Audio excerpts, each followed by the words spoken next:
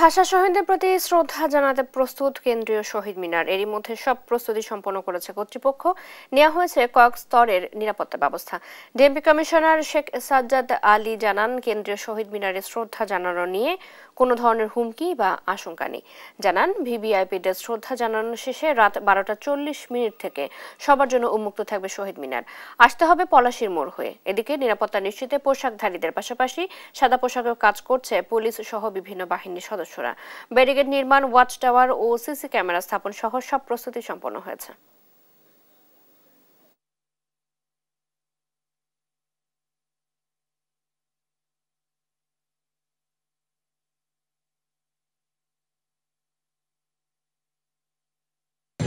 জঙ্গি আশঙ্কা নেই, জঙ্গির সেরকম কিছু নেই। তবে শীর্ষ সন্ত্রাসীদের ইন্টারেস্ট ভিন্ন ক্ষেত্রে।